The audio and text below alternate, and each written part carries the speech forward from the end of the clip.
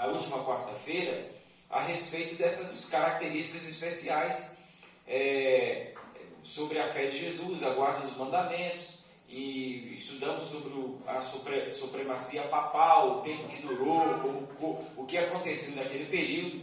E hoje nós iremos para a nossa penúltima quarta-feira. Na semana que vem a gente vai terminar a nossa série. Hoje nós iremos estudar aqui sobre a importância ou o papel de Ellen G. White, da inspiração, do ministério profético de Ellen G. White na igreja.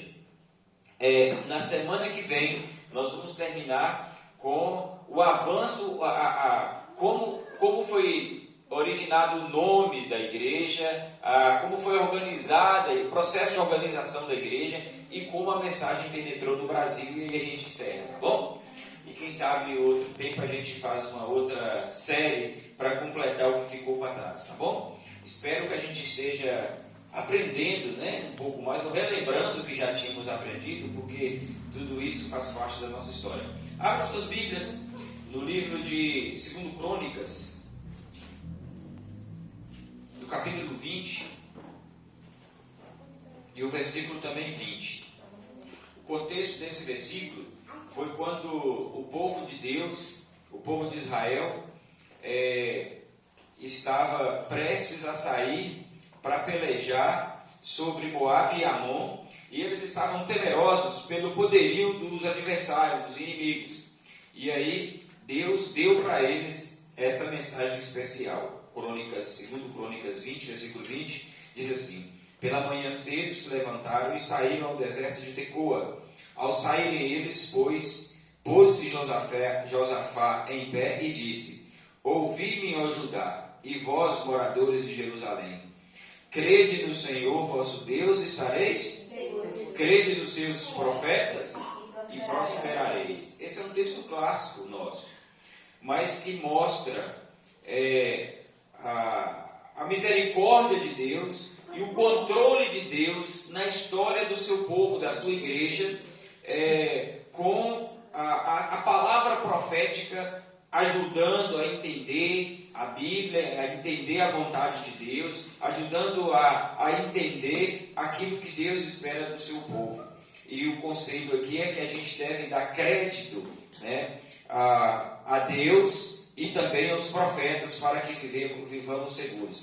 Quando a gente vai para o Apocalipse, capítulo 19, no versículo 10, lá identifica, lembra que nós estudamos essa semana, na última quarta-feira, que uma das características da igreja seria os que guardam os mandamentos de Deus e tem o testemunho de Jesus. E agora nesse versículo aqui, no final desse versículo, a última parte, aqui é aquela parte que o anjo prostra diante João se prostra diante do anjo para adorar, e o anjo fala: não faça isso porque sou conservo teu. Mas aí no final do versículo ele diz: adore a Deus. O testemunho de Jesus é o quê? O espírito de profecia. Então, irmãos, Deus estava dizendo que entre as características da igreja, além da guarda dos mandamentos e de nascer num período específico determinado pela profecia, eles também teriam o espírito de profecia. E o que é o espírito de profecia? É a revelação especial de Deus através do dom profético dos últimos dias. O apóstolo Paulo, quando fala dos dons que Deus daria para a igreja, ele fala uns para pastores, uns para médicos, professor, e dentre os dons ele está lá o dom de profecia. Então, essa é uma característica da igreja de Deus que estaria presente no nosso meio. Às vezes nós ficamos perguntando assim: para que serve o espírito de profecia? Já não temos a Bíblia? Qual a necessidade de termos o espírito de profecia? Lembrem-se que desde o tempo de Moisés já existia a Bíblia. No entanto, Deus nunca deixou de enviar profetas. Quando os profetas vinham trabalhar ou cumprir a sua missão, já tinha o Pentateuco, os 5 primeiros livros escritos por Moisés. E depois cada um que vinha escrevendo o seu livro, ele ia ficando ali. Aquele livro era rasgado, deixava de existir, não. Na época de Jesus, em que Jesus também foi um profeta, já existia o Antigo Testamento completo. E mesmo assim, houve a necessidade do uso de profetas.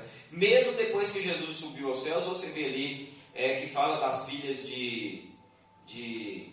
esqueci aqui, de Jairo, né? Que eram profetisas, apresentadas ali no livro de Atos. E a gente vê o próprio Paulo como profeta escrevendo, apesar de já ter todo o Antigo Testamento em mãos. Então, não é o fato de termos a Bíblia que vai tirar a necessidade de termos a presença do Espírito de profecia. Agora, qual a importância do Espírito de profecia? O livro Nisto Cremos, que é o livro de regras, de conceitos, que estuda as 28 crenças fundamentais, as 6 doutrinas e as 28 crenças fundamentais da nossa igreja, diz o seguinte, e isso é muito importante, por isso que eu quero já, no início da nossa mensagem, estudar isso com os irmãos, comentar isso com os irmãos. Olha o que diz lá. Os escritos de Ellen White não constituem um substituto para a Bíblia. Não podem ser colocados no mesmo nível da Bíblia. As escrituras sagradas ocupam posição única, pois são o único padrão pelo qual seus escritos ou quaisquer outros devem ser julgados e ao qual devem ser subordinados. Então, nada, nem ninguém, nenhum poder, nenhum livro, nenhum dom está acima da revelação canônica, daquilo que está na Bíblia. Nunca foi função dos livros do Espírito de Profecia substituir a inspiração de Ellen G. White, não é o mesmo nível da inspiração canônica. E isso não é nenhum demérito para ela. João, que foi o maior nascido de mulher, como o próprio Jesus diz, não tem nenhum livro escrito no cânon sagrado. E nem por isso ele deixou de ser um grande profeta. Então, tenhamos em mente que os conselhos, as inspirações dos livros da pena inspirada da irmã Ellen G. White não está para substituir a Bíblia. Ela não está à altura da Bíblia. Se ela disser alguma coisa que entre em contradição com a Bíblia tem que prevalecer. Mas graças a Deus, em todos os estudos, em todos os livros dela, não há nada que choque, que vá diferente da Bíblia. Então, a primeira coisa, função do Espírito de Profecia, não é substituir a Bíblia. Mas eu poderia dizer para vocês também agora, quais são as características principais do Espírito de Profecia. E essas características, irmãos, entre várias que existem, eu gostaria de comentar 3 com vocês, para que a gente possa entender. Primeiro, o propósito de Deus ao nos dar o Espírito de Profecia: chamar a atenção para a Bíblia. A principal função de todo o conteúdo escrito por Ellen G. White, do dom de profecia, é chamar a atenção para a Bíblia. Ela chega a dizer que se nós dessemos o devido importância à Bíblia, não haveria necessidade dos testemunhos. Isso está no livro Grande Conflito. Então, Ellen G. White, quando ela esteve já terminando o seu ministério, foi a última vez que ela compareceu a uma reunião da Assembleia Geral dos Adventistas do Sétimo Dia, na cidade de Washington, em 13 de maio a 6 de junho de 1909. Foi a última vez, a última reunião da Associação Geral que ela compareceu. Ali no encerramento, ela pregou durante esses dias que eu citei vários sermões, chegando a ser 11 sermões, e entre sermões e palestras, ela pregou 11 vezes nessa conferência geral. No último sábado, ela pregou, e quando ela já tinha terminado o sermão, ela estava indo a sentar-se. Ela voltou, como se que estivesse dando a última palavra, pegou a Bíblia na mão e diz assim: irmãos e irmãs, eu lhes recomendo este livro. E mostrando assim o propósito principal dos seus escritos: chamar a atenção para a Bíblia, levar-nos a entender, a buscar o entendimento bíblico. Segundo propósito, falar ou exaltar a pessoa, falar de ou exaltar a pessoa do nosso Senhor Jesus. Ellen White, ela foi sempre uma pessoa que exaltou Jesus. Quando você lê aquele livro Caminho a Cristo, ou O Desejado de Todas as Nações, ou Vida de Jesus, você vai... em todos os escritos dela, mas eu estou citando alguns aqui que são característicos, que fala de Jesus, a gente vê o amor, o respeito, o carinho que ela tinha pelo Senhor Jesus, e que nos motiva também a ter. O livro Caminho a Cristo é o livro mais publicado em questões de idiomas, em quantidade de idiomas no mundo inteiro. E é um livro que vocês viram aqui, né? O camarada falando do livro Caminho a Cristo, que ele leu e o que aconteceu com a igreja toda depois lá. Então, pequeno e a leitura é bem fácil. Eu, inclusive, recomendo. Quem não tem costume ou tem dificuldade para ler esse livro, você começa com ele. É um excelente livro para você começar. Caminho a Cristo, Vida de Jesus. E aí, Ellen G. White, um dia pregando, a neta dela conta, a neta dela chama Ella Mai White. Ela conta que um dia ela estava pregando e no meio do sermão ela fez uma pausa e pareceu que em um determinado momento ela esqueceu que estava ali pregando, esqueceu dos irmãos que estavam sentados, do que ela estava fazendo. De repente ela voltou o rosto como se estivesse contemplando o próprio Jesus e disse assim: ó Jesus, como eu te amo, como eu tenho amor por você. Obrigado, Jesus. Então, esse é um dos propósitos do Espírito de Profecia: enaltecer Jesus. Primeiro, chamar atenção para a Bíblia. Segundo, enaltecer Jesus. Terceiro propósito: guiar contra os poderosos enganos do tempo do fim. Irmãos, as revelações que nós temos a respeito do tempo do fim, no livro de Daniel e Apocalipse, inclusive eu conversando com alguém essa semana sobre esse tema, aí falou assim: mas para quê? Nós não temos a Bíblia? Aí eu disse assim: você já notou que tudo que está revelado no livro de Daniel, ou melhor, tudo que está revelado no livro de Apocalipse, já estava revelado no livro de Daniel? Já notaram isso? Sim ou não? Sim ou não? Quem estuda sabe disso. Que eu não estou falando nada de anormal aqui. Tudo que João revelou no Apocalipse, ele pode ter até ampliado, dado maiores detalhes, mas tudo que está lá já estava revelado no livro de Daniel. Por que então que Deus deu a revelação para João? Para clarear, para guiar melhor os seus servos. Da mesma forma que hoje nós temos João e Daniel, ele deu o dom de profecias para Ellen G. White, para chamar a nossa atenção para fatores importantes para a igreja de Deus do tempo do fim. Dito essas coisas, está entendido então o propósito do Espírito de Profecia. Eu gostaria de falar um pouco sobre a vida dessa mulher que foi escolhida como serva do Senhor e profetisa de Deus nos últimos dias. Só mais um detalhe: nós, como adventistas do sétimo dia, não acreditamos que o dom profético é uma exclusividade de Ellen G. White. Deus pode ter, ou já teve, ou pode acontecer de vir a ter outras pessoas que ele possa chamar para esse propósito. Lá no livro de Joel e também em Atos diz que no tempo do fim nossos jovens terão visão, nossos sonharão, enfim, os irmãos conhecem o texto ali que fala sobre isso. Então, não é uma exclusividade, é porque até hoje, dos que foram provados e passou em todos os testes, ela tem se mantido aí. Mas não quer dizer que seja um dom exclusivo de Ellen G. White. Deus pode usar a mim, a você, qualquer outra pessoa que esteja preparada para isso, que seja da vontade de Deus.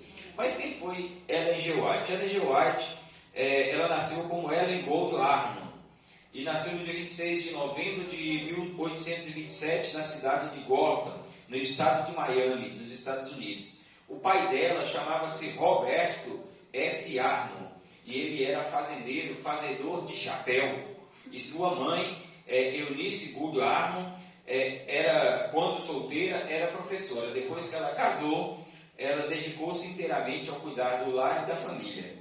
Ellen G. White gostava muito de ajudar os pais nas tarefas de casa e também o pai na fabricação ali do chapéu, como todos os outros irmãos, né, da família, já que eles tiveram 8 filhos, 2 meninos e 6 meninas, sendo que Ellen White tinha uma irmã gêmea que se chamava Elizabeth, que era as duas mais novas da família, as caçulas, né, da família. A família deles mudaram para a cidade de Portland, que era a maior cidade do estado, daquele estado, o estado de Portland. E Ellen White e os irmãos passaram a estudar. Certo dia aconteceu algo que marcaria para sempre a vida dela. Quando ela voltava da escola, uma garota mais velha começou a agredir com ameaças fúteis e, num gesto de fúria, ela deu uma pedrada nela em G. White que pegou justamente no seu rosto. E aquela pedra atingiu violentamente o rosto dela, deixando ela inconsciente. Durante 3 semanas, Ellen ficou praticamente em estado de coma, por causa daquele acontecimento ali. Dias mais tarde, o pai dela, nesse acontecimento, o pai dela estava viajando. Quando o pai dela voltou de uma viagem de negócios, Ellen ficou muito mais constrangida, porque o próprio pai dela não a reconheceu de tão transfigurado, né? Fala, transfigurado? De tão transformado, transfigurado, que ficou o rosto dela devido àquela pedrada. Ela passou a ter, a partir dali, graves problemas respiratórios, né? E uma debilidade que ela carregou consigo pelo resto da vida. Além disso, o fato de suas mãos terem ficado trêmulas, ela passou a ter dificuldade naquele período de escrever normalmente. E ela começou a ter dificuldades também em ler as letras, uma vez que, quando ela apurava, os seus olhos começavam a ficar turvos e sobrevinha a transpiração, e ela ficava fraca e às vezes até desmaiava devido a esses problemas que estavam acontecendo. Mesmo depois que a professora dela pegou aquela menina que tinha jogado a pedra dela e falou: você vai ficar responsável por ajudar ela, por escrever para ela, para ser auxiliar dela. Mesmo assim, ela não conseguiu continuar estudando. Ela teve que largar a escola e passar por um tratamento que não era fácil. Já que a medicina naquela época não tinha um avanço que tem hoje nos nossos dias, né? Para você ter ideia, um médico, para se formar, estudava 3 meses, fazia um período ali de pós e passava a ser médico, né? E os médicos normalmente atendiam eles em casa. Ela era da igreja metodista, assim como a sua família. Ela foi batizada quando tinha 12 anos. E ela sempre deu muita importância às questões espirituais. Ela sempre foi uma pessoa dedicada aos assuntos espirituais. Gostava de aprender, de ler a Bíblia, de ouvir sermões, dava muita atenção aos sermões que ela sempre ouvia. Em março de 1840, Ellen White e outros membros da família ouviram a mensagem pelo próprio Guilherme Miller, pregado em Portland, na cidade onde ela residia. E eles, de bom grado, aceitaram a mensagem do advento, de que Jesus voltaria em 1844. E no dia 26 de junho de 1842, ela foi batizada, quando eu tinha 12 anos, como eu já falei. Nesse mesmo tempo, Ellen G. White, juntamente com a sua família, em 1843, em setembro de 1843, então, portanto, quase um ano antes do grande desapontamento, ela e parte da sua família foi expulsa ou excluída da igreja metodista, justamente por acreditar no advento de Jesus nesse período. Isso estava acontecendo com várias igrejas, que na verdade o movimento milerita não era para ser um movimento de uma nova religião. Nunca foi vontade de Guilherme Miller e dos outros que trabalhavam aquele movimento formar uma igreja. Eles estavam apenas alertando as pessoas das igrejas sobre esse acontecimento. Mas o que estava acontecendo é que as igrejas, os pastores das igrejas, quando os membros passavam a assistir a série de conferências e dar crédito, eles eram expulsos das suas devidas igrejas. Ellen White, na manhã de dezembro de 1844, portanto, 2 meses mais ou menos, né, depois do desapontamento, em um tempo que os mileritas estavam relutantes em sua fé e outros rejeitavam a sua recente experiência, Ellen experimentou a sua primeira visão. É interessante citar que antes de Ellen G. White ser chamada, uma mulher nova, 17 para 18 anos, frágil por causa dos seus problemas de saúde, Deus chamou 2 homens, e esses homens recusaram o chamado. Um deles foi William Foy, que recebeu a mesma visão que Ellen G. White recebeu, ele também recebeu. Só que, justamente pelo momento em que vivia a igreja naquela época, imagine a situação. As pessoas estavam desacreditadas em Deus ou na Bíblia, na palavra de Deus, estavam com medo de serem mais uma vez enganadas, porque na cabeça deles eles tinham sido enganados.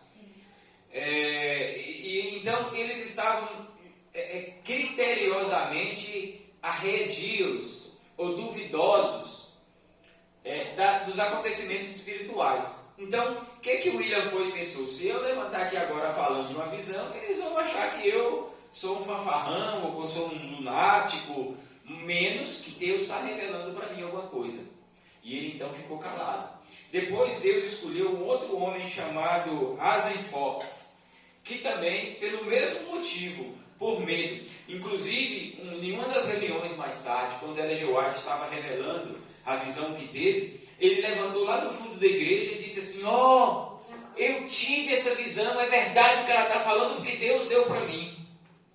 Mas eu não tive coragem de falar.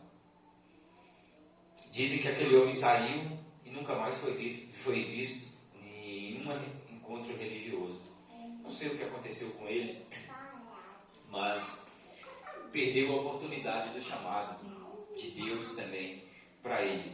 Mas qual foi essa primeira visão que Ellen G. White teve? Ela tinha somente 17 anos quando ela relatou essa visão ao grupo de adventistas em Portland.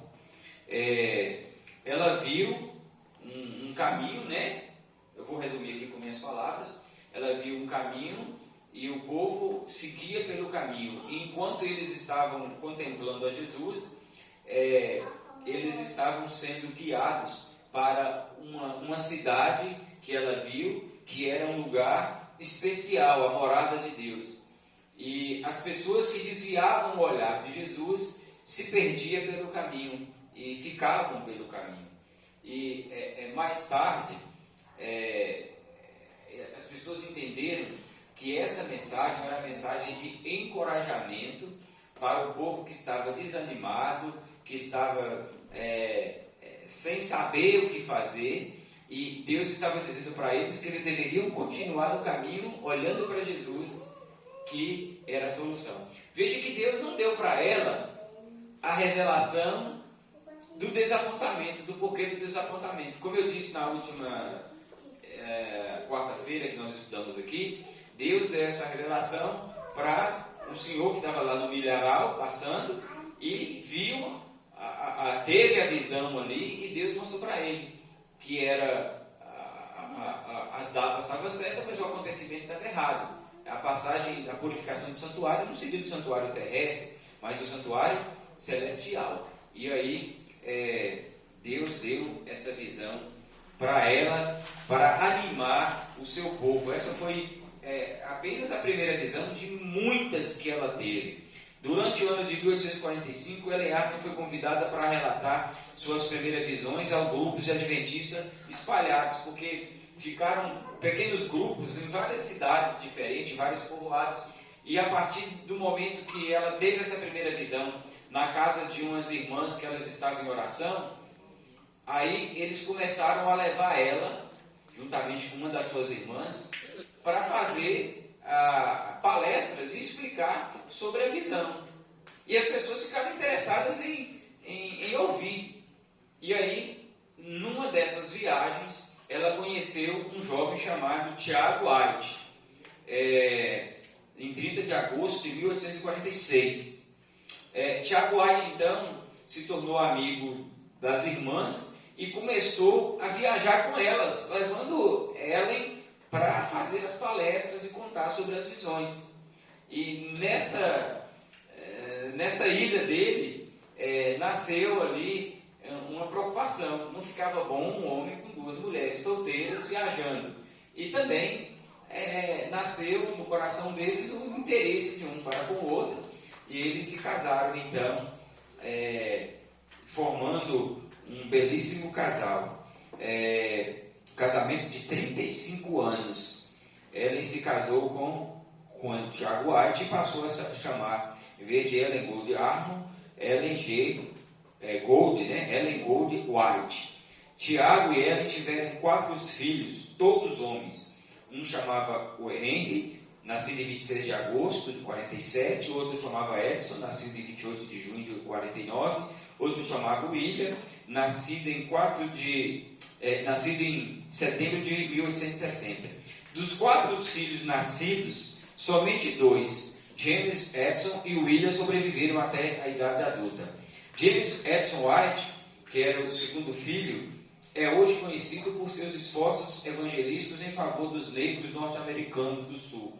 Ele se empenhou fortemente na pregação do Evangelho para os negros que moravam no Sul. Foi um grande evangelista, chegou a ser líder da igreja naquela região. William Clarence White, que era o terceiro filho do casal Ellen e Tiago, esse William trabalhou como assistente de redação da sua mãe após a morte do seu pai.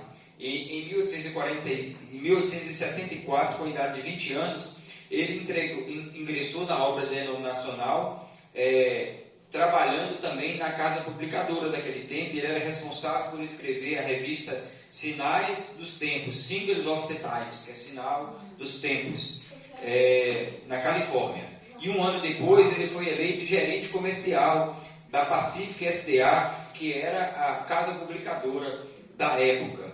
E ainda atuou como missionário na Europa e principalmente na Austrália, onde ele foi auxiliar a sua mãe nessa obra ali. A irmã de Ellen G. White, gêmea dela, não se tornou adventista, apesar das várias mensagens. Ela não é dita que ela se ingressou na igreja, mas a sua família aceitou a mensagem verdadeira. Ellen G. White teve um papel importante no começo da igreja, porque as revelações eram dadas e depois eram dadas através de estudos bíblicos que se faziam. Como, por exemplo, essa que eu disse do grande desapontamento, quando foi revelado. Eles passaram noites estudando a Bíblia, em pequenos grupos. Deus mostrou a visão para Irã Edson, é isso? Não é o nome? Irã. Para que ele visse ali a visão. Depois de algum tempo, Deus confirmou esse acontecimento para Ellen G. White através de visão. Então, o processo doutrinário da nossa igreja nunca foi e não é e nunca será baseado em orientações de Ellen G. White. Todas as nossas 28 crenças fundamentais foram dadas através de relevantes estudos bíblicos, estudos e pesquisas da Bíblia, que depois eram confirmados. Agora, a revelação, por exemplo, a orientação da reforma de saúde foi uma das visões e das orientações dadas por Deus a essa igreja através do dom profético de Ellen G. White. A visão foi dada para ela e ela divulgou, a igreja aceitou e isso se transformou numa mensagem especial e até característica especial da nossa igreja, né? Outra visão importante que ela teve foi a visão da questão da obra educacional, tanto da saúde, da construção dos hospitais, sanatórios, quanto também dos colégios, internatos, escolas adventistas, que foi dada a partir da visão ou da orientação de Deus a ela e que ela repassava para a igreja. Em muitas ocasiões, Ellen White recebia revelações especiais dada para pessoas de forma individual. Algumas vezes ela mandava carta para essas pessoas, outras vezes ela ia pessoalmente e dava a mensagem. Por exemplo, quando ela morava na Austrália, um dos tesoureiros da igreja, ou tesoureiro da igreja, chamado N.D. Falken, em 1892, esse homem ele era tesoureiro da editora adventista da Austrália, mas ele também estava envolvido com a sociedade secreta chamada maçonaria. Então ele era adventista do sétimo dia, era pessoa influente, era tesoureiro, mas tinha envolvimento, ele fazia parte da sociedade secreta da maçonaria. Deus deu uma visão para Ellen White, falando para que ele deixasse isso e falando do que se tratava aquela sociedade secreta e por que ele deveria deixar. Ela então ia escrever uma carta para ele. E aí Deus disse para ela não escrever naquele tempo, naquele dia, né? Passou-se o tempo e ela encontrou com ele. E aí Deus pediu a ela que falasse para ele. Quando ela falou com ele, ela revelou detalhes das palestras que ele ouvia lá, aonde ele sentava, quais foram os comentários dele, quais foram as observações feitas por ele e por seus companheiros na sociedade secreta. Ela revelou a roupa que ele usava quando ele ia, como era aquela roupa, e era uma coisa secreta que só quem estava lá dentro sabia. Quando ela então falou com ele do que era aquele movimento secreto, ele deu crédito. Ele acreditou por causa dos detalhes minuciosos que ele estava apresentando a ele, e ele abandonou para sempre aquela sociedade secreta e se tornou um fiel, ou continuou sendo um fiel servo de Deus. Então, queridos, só para que a gente possa entender, para a gente concluir, que o meu tempo já acabou, o dom profético, resumido aqui, nunca teve objetivo de se igualar ou de tomar o lugar da Bíblia, ou de ser igual à Bíblia. O dom profético tem uma inspiração diferente da Bíblia. Apenas a Bíblia e somente a Bíblia é nossa regra de fé. Solamente a Escritura, né? Como diz Martinho Lutero. Isso. As nossas crenças são fundamentadas na Bíblia, e para nós a Bíblia é a única regra de fé para nós adventistas do sétimo dia.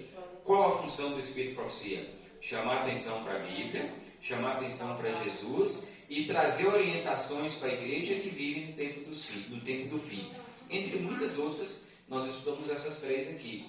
E Deus usou aquela serva dele durante muito tempo e ela ainda hoje continua usando, porque cada vez que nós abrimos os livros dela para ler, nós temos orientações importantes para a nossa vida espiritual. Que Deus nos dê capacidade de seguir o conselho da Bíblia.